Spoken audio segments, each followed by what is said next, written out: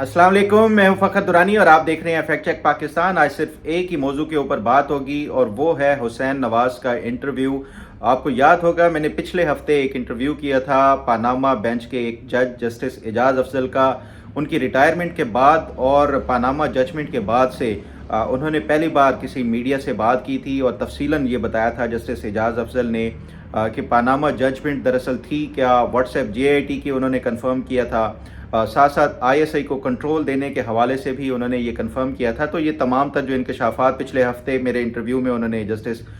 एजाज अफजल ने किए थे, तो उसके जवाब में साबिक वज़ीर आज़म नवाज शरीफ के जो बड़े साहबजादे हैं हुसैन नवाज, मैंने उनका इंटरव्यू किया। इस इंटरव्यू में उन्होंने तफसीलन तमाम पहलुओं का जो है वो ना सिर्फ ये कि जवाब दिया है बल्कि भरपूर और अहम किस्म के इंकशाफात किए हैं। जो सबसे अहम इंकशाफ हुसैन नवाज ने अपने इस इंटरव्यू में किया है वो ये कहते हैं कि जिस बुनियाद के ऊपर नवाज शरीफ को नाअहल किया गया और बतौर वज़ीर आज़म उनको अपनी जो ओहदे से हटाया गया था,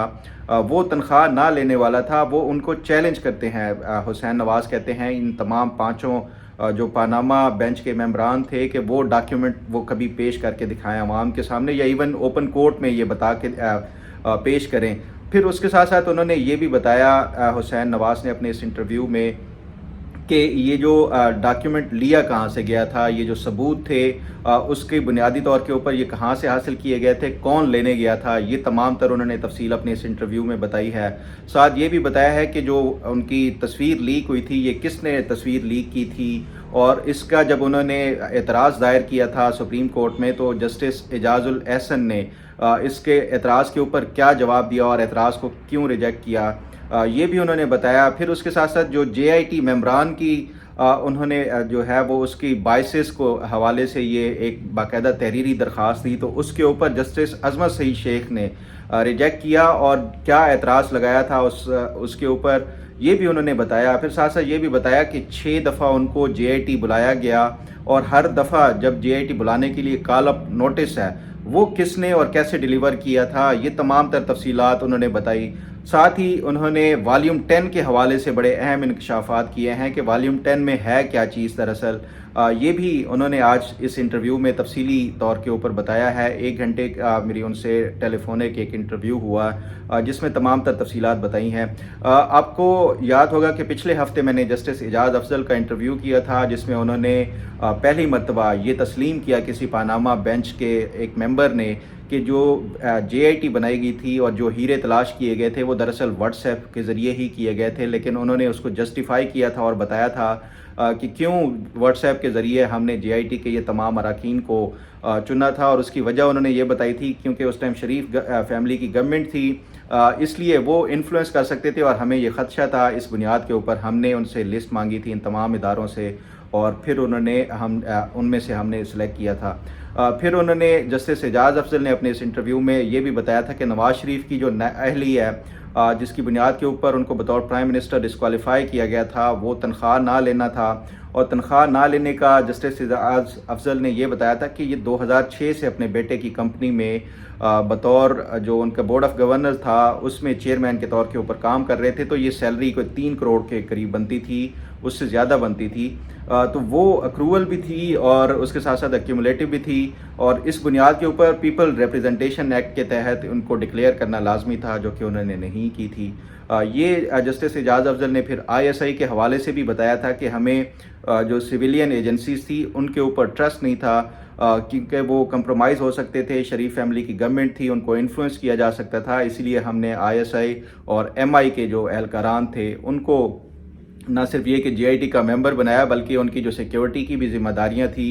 ये सारी उन्होंने एजेंसीज़ को दी थी। तो ये जस्टिस एजाज अफजल ने जो अपने इंटरव्यू में जो इंकशाफात किए थे वो मैं अपने इसी वीलॉग के एंड स्क्रीन के ऊपर भी दोबारा लगा दूंगा अगर किसी ने नहीं देखा। तो जो हुसैन नवाज के साथ जो मेरा एक तकरीबन 1 घंटे का इंटरव्यू था टेलीफोनिक, उस पर मैंने तमाम तर जो इनसे सवालात पूछे उसका उन्होंने सबका तफसीली जवाब दिया। जो सबसे पहला सवाल मैंने उनसे हुसैन नवाज से पूछा वो ये था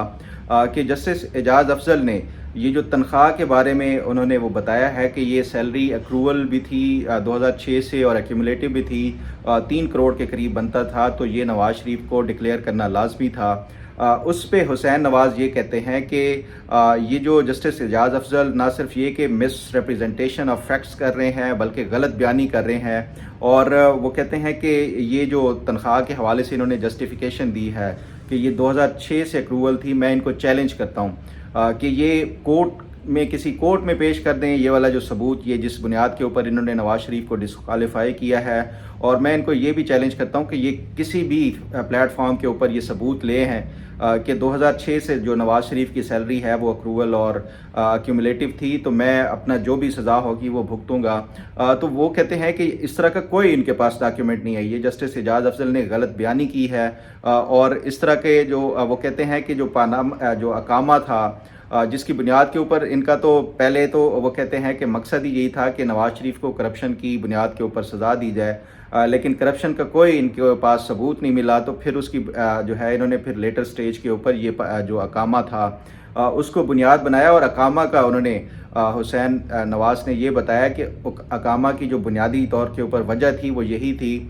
کہ نواز شریف نے 2006 میں وہ کہتے ہیں کہ یہ جب سعودی عرب انہوں نے چھوڑ دیا تو اس کے بعد ان کو obviously کسی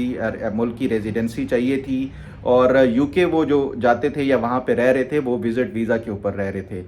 تو جو یو کے ویزا اپلائی کرنے کے لیے بھی ان کو یہ ریکوائرمنٹ کے طور کے اوپر کسی ملک کی ریزیڈنسی دکھانی تھی، تو یہ وہ وجہ تھی کہ وہ اپنے بیٹے کی جو کمپنی ہے اس میں ایک جو ہے وہ ایک ویسے ہی جو ان کے لیے اقامے کے لیے اور ریزیڈنسی انہوں نے اپلائی کر دیا تھا، اور یہی وجہ تھی کہ ان کو جو یہ جو کمپنی کا بورڈ آف گورنر کا چیئرمین کے طور کے اوپر ان کو شو کیا گیا تھا، نہ ہی انہوں نے کبھی تنخواہ لی اور نہ ہی اس حوالے سے وہ کوئی اکروڈ تھی تنخواہ یا ریسیویبل تھی یا ایکیومولیٹو تھی، تو وہ اس پہ جو وہ کہتے ہیں کہ یہ صرف اور صرف ویزا ریکوائرمنٹ کی وجہ سے یہ اقامہ اور یہ سارا وہ کیا گیا تھا، کیونکہ وہ کہتے ہیں کہ آپ کو یاد ہوگا کہ مشرف نے جب ان کو ملک سے نکالا تھا تو اس کے بعد اوبیسلی یہ کچھ عرصہ سعودی عرب میں رہے، اور اس کے بعد جب یہ سعودی عرب چھوڑا تو پھر یہ اس کی ریکوائرمنٹ پوری کرنے کے لیے یہ سارا کچھ کیا گیا تھا۔ پھر میں نے ان سے یہ پوچھا کہ جو والیوم 10 ہے خاص طور کے اوپر، اس کے حوالے سے ہمیشہ سے یہ بڑا پروپیگنڈا کیا جاتا ہے کہ اس میں کوئی بڑے ہوش ربا قسم کے انکشافات ہیں اور ایسے ڈاکیومنٹس ہیں جس سے شریف جو اس ٹائم یہ کہا جاتا تھا کہ یہ شریف گورنمنٹ ہل کے رہ جائے گی، جو والیوم 10 میں جتنے بھی یہ جو ثبوت ہیں اس پہ وہ کہتے ہیں کہ اس میں 0+0=0،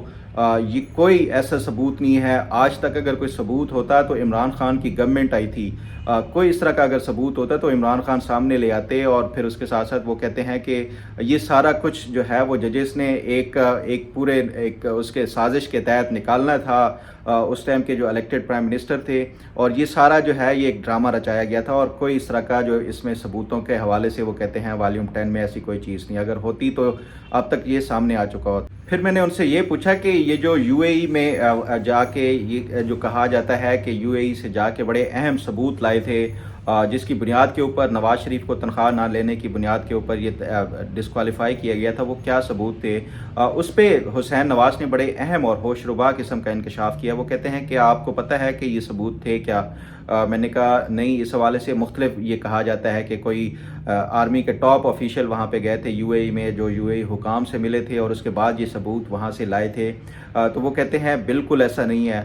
یہ جو ایک ثبوت ہے یہ بنیادی طور کے اوپر وہ کہتے ہیں ایک کمپیوٹر سے اسکرین شاٹ لے کے اس کی موبائل کے اوپر تصویر بنائی گئی، اور وہ تصویر جو ہے وہ ایک ثبوت ہے اکروول والی جس کے اوپر وہ یہ کہتے ہیں، اور اس تصویر کی بنیاد کے اوپر یہ نواز شریف کو ڈسکوالیفائی کیا گیا۔ پھر میں نے ان سے پوچھا کہ یہ نیچر آف ایویڈنس ہے کیا؟ وہ کہتے ہیں کہ یہ جو ڈاکیومنٹ تھا یا جو ایویڈنس ہے ہمیشہ کورٹ میں ایڈمیسیبل تبھی ہوتا ہے کہ جب آپ اس کا ڈیو پروسیس پورا کرتے ہیں۔ ڈیو پروسیس یہ ہے کہ آپ جو بھی ڈاکیومنٹ کوئی باہر سے منگواتے ہیں تو سب سے پہلے اس جو باہر کی حکومت ہے یا جو متعلقہ اتھارٹی ہے، یہ جبل علی فری زون میں ان کی کمپنی تھی، وہاں سے یہ جبل علی فری زون سے پہلے اس کو نوٹرائز ہونا پڑنا تھا وہ کہتے ہیں، اس کے بعد پھر وہاں کی جو فورن منسٹری ہے جو یو اے ای کی، اس سے نوٹرائز ہونا تھا، وہاں سے نوٹرائز ہونے کے بعد وہ کہتے ہیں کہ جو پاکستان کی ایمبیسی تھی یو اے ای میں، اس نے باقاعدہ اس کو اٹیسٹ کرنا تھا اور نوٹرائز کر کے اس کے بعد جو ہے یہ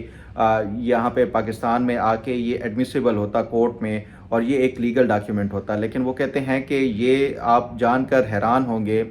کہ جس بنیاد کے اوپر نواز شریف کو ڈسکوالیفائی کیا گیا تھا، یہ ڈاکیومنٹ نہ ہی نوٹرائزڈ ہے کسی بھی لیول کے اوپر، نہ پاکستانی ایمبیسی سے، نہ ہی یو اے ای کی گورنمنٹ کی طرف سے، اور نہ ہی یو اے ای کی فارن منسٹری کی طرف سے. صرف ایک ان ویریفائڈ ڈاکیومنٹ کے اوپر ایک الیکٹڈ پرائم منسٹر کو عدالت نے گھر بھیج دیا تھا. یہی وہ وجہ ہے کہ وہ کہتے ہیں کہ آج تک یہ ثبوت کبھی بھی جو ہے وہ سامنے پیش نہیں کیا جا سکتا کسی بھی عدالت میں. ثبوت کو تو وہ کہتے ہیں کہ چھوڑ دیں ایک طرف، لیکن یہ جو خاص طور کے اوپر ججمنٹ ہے، پاناما ججمنٹ، کیا آپ کو پتہ ہے، وہ کہتے ہیں کہ آج تک کسی جج نے اس کو سائٹ نہیں کیا کسی بھی اپنی ججمنٹ میں، پاناما جو ورڈکٹ ہے اس کو. اور اس کی بنیادی وجہ بھی یہی ہے کہ ایک کمزور ثبوت اور کمزور شواہد کی بنیاد کے اوپر یہ ایک الیکٹڈ پرائم منسٹر کو ڈسکوالیفائی کیا گیا تھا. پھر what's app J I T کے حوالے سے میں نے جب ان سے سوال پوچھا کہ جو جسٹس اعجاز افضل نے یہ دعویٰ کیا ہے، کیونکہ یہ تمام تر جو پہلے نام بھیجے گئے تھے وہ سارے کمپرومائز ہو سکتے تھے یا ان کو اپروچ کیا جا سکتا تھا. یہی جو ہے وہ جسٹس اعجاز افضل نے کہا تھا کہ ہم اس چیز کو اوائڈ کرنا چاہتے تھے، اور یہی وجہ تھی کہ ہم نے ان تمام اداروں کو یہ خط لکھا یا کہا کہ آپ ہمیں نام بھیجیں، ہم ان میں سے خود ہی چوز کر لیں گے. تو وہ کہتے ہیں کہ یہ بھی جسٹس اعجاز افضل سراسر غلط بیانی کر رہے ہیں. وہ جو حسین نواز یہ بتاتے ہیں کہ آپ کو اگر میں ان کا بیک گراؤنڈ بتاؤں کہ یہ جو جے آئی ٹی کے ہیرے جس کا یہ کہہ رہے ہیں کہ بالکل امپارشل تھے، اپروچیبل نہیں تھے، یہ سارے ہی باعث تھے شریف فیملی کے حوالے سے. پہلے نمبر پہ وہ کہتے ہیں کہ جو جسٹس عظمت سعید شیخ تھے، یہ مشرف کے دور میں ڈپٹی پروسیکیوٹر جنرل تھے، اور ڈپٹی پروسیکیوٹر جنرل ہونے کے ناطے انہوں نے شریف فیملی کے خلاف پوری کوشش کر لی ثبوت اکٹھے کرنے کی. اور اس کے باوجود بھی آپ نے، وہ کہتے ہیں کہ آپ کو یاد ہوگا کہ مشرف کے دور میں بھی کوئی پوری کوشش کرنے کے باوجود کوئی کرپشن کا کیس نہیں بن سکا. تو جسٹس عظمت سعید شیخ کے اکٹھے کردہ جو پروف یا ایویڈنسز تھے وہ اب پاناما میں استعمال ہوئے ہیں. اور اس دوران وہ کہتے ہیں کہ جو اسٹیٹ بینک آف پاکستان سے جو لیا گیا تھا ایک جے آئی ٹی کے ممبر کے طور کے اوپر، عامر عزیز، یہ اس ٹائم جسٹس عظمت سعید شیخ جب یہ ڈپٹی پروسیکیوٹر جنرل تھے، ان کے سب سے کلوز اور سب سے بہترین دوست تھے عامر عزیز. تو جسٹس عظمت سعید شیخ نے اپنے پرانے جو نیب کے دوست تھے ان کو جے آئی ٹی کا ممبر کے طور کے اوپر چنا، اور اسٹیٹ بینک کے گورنر کو ٹیلی فون کر کے باقاعدہ ان کا نام مانگا گیا رجسٹرار کے ذریعے. دوسرا وہ کہتے ہیں کہ بلال رسول، یہ میاں اظہر کے بھانجے اور جو حماد اظہر ہیں ان کے کزن تھے، ان کو چنا گیا. یہ بھی ان کی جو دشمنی تھی شریف فیملی کے ساتھ وہ سب کے ساتھ سامنے ہے اور نون ہے. تیسرا جو ہے وہ کہتے ہیں عرفان منگی، جو نیب سے چنے گئے تھے، وہ اس کے حوالے سے بھی انہوں نے چیئرمین نیب کو باقاعدہ واٹس ایپ کے ذریعے ٹیلی فون کال کر کے اس کا نام مانگا اور کہا کہ عرفان منگی کا نام بھیجنا ہے، کسی اور کا نام نہیں بھیجنا. تو یہ جو واٹس ایپ کے لیے جے آئی ٹی کا، باقی وہ دو جو باعث ان کا حوالے سے جو ایم آئی اور آئی ایس آئی کے جو آفیشیل تھے جو جے آئی ٹی کے رکن کے طور کے اوپر، اس کے حوالے سے بھی وہ کہتے ہیں کہ ان کا ڈان لیکس کے جو ہے وہ سب کے سامنے ہے کہ وہ ڈان لیکس میں بھی دونوں آفیشیلز تھے، پھر ان کو اس میں بھی ڈالا گیا. تو یہ سارا ایک پورا ایسے ہی لگتا تھا کہ یہ ایک پورے ایک سوچی سمجھے منصوبے کے ذریعے یہ سارا کچھ کیا گیا ہے. اور یہ سارے باعث وہ کہتے ہیں کہ جب ہم نے اس کے اوپر باقاعدہ اعتراض کیا اور ریٹن ہم نے اس کا جو ہے وہ آبجیکشن یا درخواست دی سپریم کورٹ میں، تو اس پہ جسٹس عظمت سعید شیخ نے یہ کہہ کے ہمارا اعتراض رد کر دیا. وہ کہتے ہیں کہ اگر ہم آپ کے کہنے کے اوپر سب چاچے اور مامے دیکھنا شروع ہو جائیں گے تو پھر ہمارا کام نہیں ہو سکے گا، کوئی بھی پھر فٹ نہیں ہو سکے گا. تو ہماری، وہ کہتے ہیں کہ یہ ان سب کا جو باعث ہونے کے باوجود بھی ہماری یہ جو درخواست تھی وہ رد کر دی گئی. پھر وہ کہتے ہیں کہ ہم نے جب جے آئی ٹی یہ بن گئی تو اس کے حوالے سے جو سیکیورٹی تھی اس کی ساری جو ذمہ داری تھی وہ آئی ایس آئی کے ذمہ تھی، اور جو جس طرح ہمارے ساتھ اس ٹائم سلوک کیا گیا وہ سب کے سامنے ہے اور میڈیا پہ رپورٹ بھی ہوا. ایون وہ کہتے ہیں کہ جو جے آئی ٹی کا اوورآل جو ماحول تھا یا جو ایک پوری جب اس ٹائم جو سچویشن تھی اس کی رپورٹ باقاعدہ رپورٹنگ ہوئی ہے، اور عمر چیمہ کا وہ کہتے ہیں کہ انہوں نے اس کے حوالے سے باقاعدہ رپورٹ بھی کیا تھا. تو جے آئی ٹی کی جو سیکیورٹی کے حوالے سے وہ کہتے ہیں کہ آپ اس چیز سے اندازہ لگا سکتے ہیں کہ ہمیں جو کال اپ نوٹس بھیجے جاتے تھے JIT کے لیے کہ آپ نے فلاں دن پیش ہونا ہے، وہ کال اپ نوٹس بھی فوجی افسران ہمیں آ کے ڈیلیور کرتے تھے. تو آپ یہ اندازہ لگا سکتے ہیں کہ اس ٹائم پورا نظام اور پورا سسٹم کس طرح جو ہے وہ ان کے خلاف ہوا تھا. پھر اس پہ تصویر لیک کرنے کے حوالے سے میں نے ان سے پوچھا کہ کیا یہ جو تصویر کس نے لیک کی تھی، کیا یہ بھی JIT کے خود لوگوں نے لیک کی تھی یا کس نے کی تھی.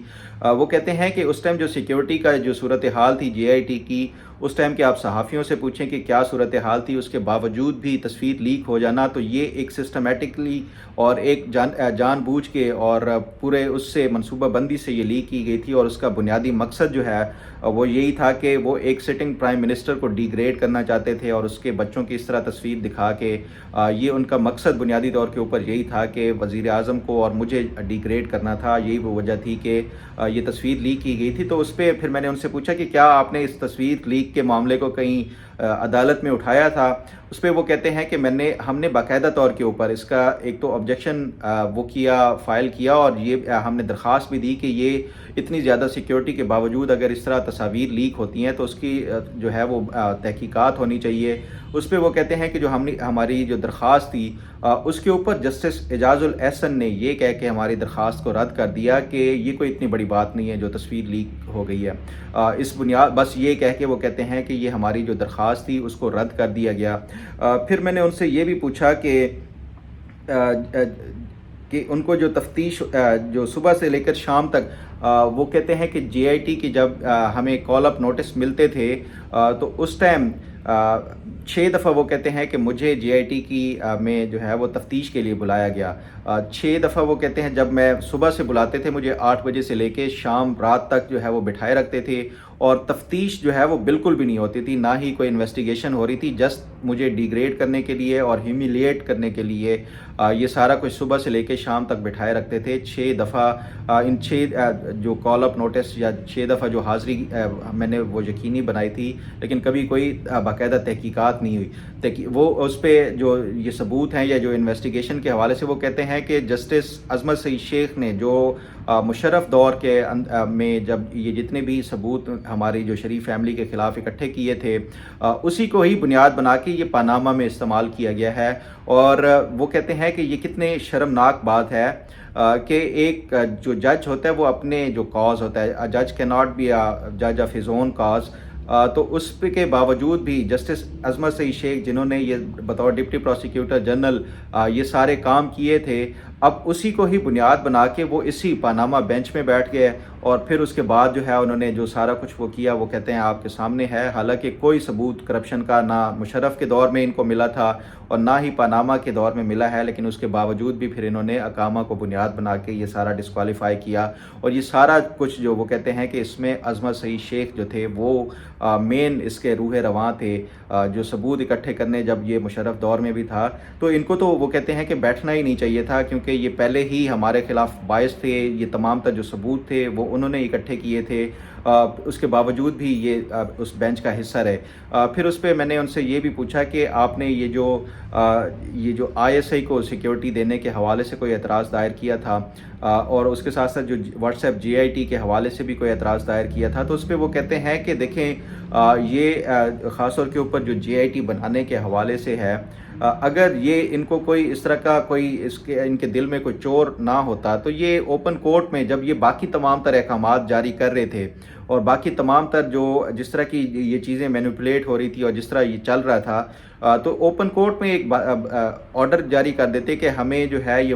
جو JIT ہے اس کے لیے یہ سارے یہ جو نام ہے وہ چاہیے. ان کو کون روک سکتا تھا؟ لیکن ان کے دل میں جو ہے وہ اس ٹائم جو ہے وہ کوئی چور تھا اور یہ سارا کچھ ایک سوچی سمجھے منصوبے کے تحت ہو رہا تھا. اس لیے یہ خفیہ طور کے اوپر چھپ کے یہ کالیں کی گئی اور خفیہ طور کے اوپر اپنے جو من پسند اور جو باعث لوگ تھے چن کے لائے گئے اور وہ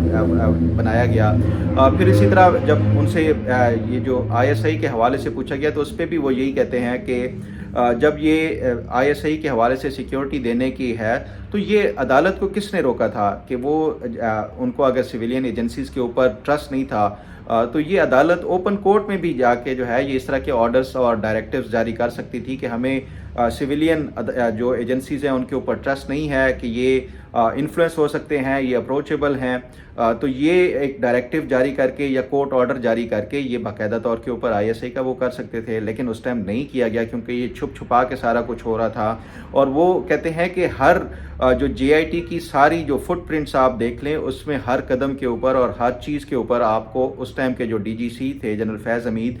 उनके आपको सारे निशानात मिलेंगे। और जनरल फैज़ हमीद वो कहते हैं कि हर चीज़ को पूरी तरह से कंट्रोल कर रहे थे और सारा कुछ मैनेज वही कर रहे थे। उसकी फिर उन्होंने एग्जांपल भी दी कि फिर मैंने उनसे पूछा कि आपने क्या जजेस के ऊपर कोई एतराज़ किया था या कोई कभी किसी जज ने आपको कांटेक्ट करके बाद में पनामा जजमेंट के बाद कभी अप्रोच किया हो? तो वो कहते हैं कि नहीं, कभी किसी जज ने कांटेक्ट नहीं किया। ताहम वो जजेस के एतराज़ और उसके हवाले से वो कहते हैं कि हम ये एक्सपेक्ट करते थे कि जो पनामा जो जजेस हैं वो भी, उनमें भी इतनी करेज होनी चाहिए थी जितनी जस्टिस शौकत अजीज़ सिद्दीकी में थी। वो कहते हैं कि उन्होंने इतनी करेज दिखाई कि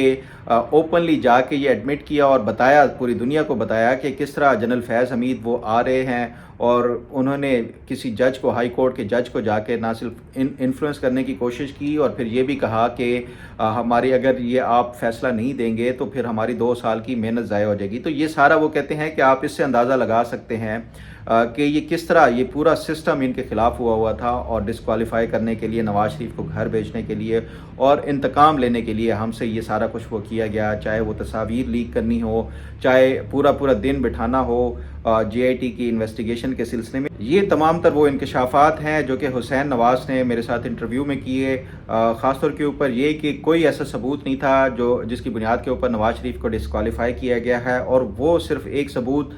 जिसको बुनियाद बनाया गया है वो एक कंप्यूटर की स्क्रीनशॉट से लिया गया है और ना ही वो नोटराइज था और ना ही लीगली कोई एक डॉक्यूमेंट कंसीडर होता है। लेकिन उसके बावजूद भी उसी को बुनियाद बना के नवाज शरीफ को डिस्क्वालीफाई किया गया। जस्टिस अजमत सईद शेख के किरदार के हवाले से उन्होंने बताया कि वो की रोल था ख़ासतौर के ऊपर जो मुशर्रफ दौर में जितनी भी उन्होंने तहकीकात या इन्वेस्टिगेशन की थी, उनको कोई करप्शन के सबूत नहीं मिले थे। लेकिन उसके बावजूद भी उन्होंने वो तमाम तर जो डॉक्यूमेंट्स हैं, वो तमाम तर जो जितने भी सबूत थे वो उन्होंने पनामा के दौर में इस्तेमाल किए हैं। हालांकि ये एक क्लियर कॉन्फ्लिक्ट ऑफ इंटरेस्ट था और जज जो है वो अपने कॉज का जज नहीं रह सकता। लेकिन उसके बावजूद जस्टिस अजमत सईद शेख ने ये तमाम तर सबूत इस्तेमाल किए और बेंच से भी अलहदा नहीं हुए। फिर साथ साथ उन्होंने ये भी बताया कि ये जो ख़ासतौर के ऊपर आमिर अजीज़ थे स्टेट बैंक के, वो जस्टिस अजमत सईद शेख के पुराने कुलीग थे और दोस्त थे।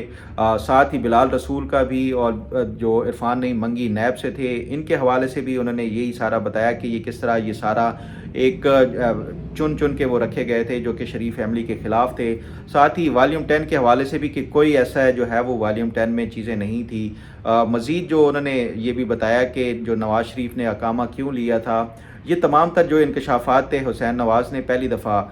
किसी जो है वो तफसीली तौर के ऊपर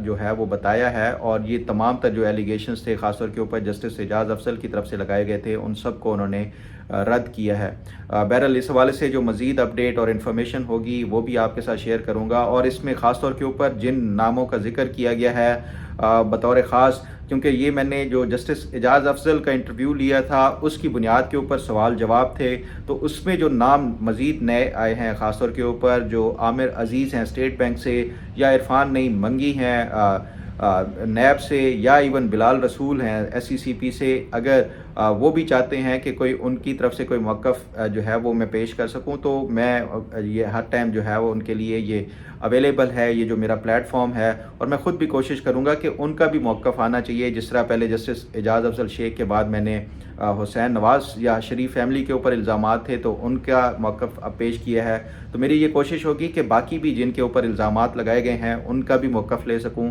और उनका मौक़िफ़ तमाम पूरी पाकिस्तान के सामने रख सकूं। उम्मीद है आपको आज का प्रोग्राम भी पसंद आएगा। अल्लाह ताला आपका हामी और नासिर हो। अल्लाह हाफ़िज़।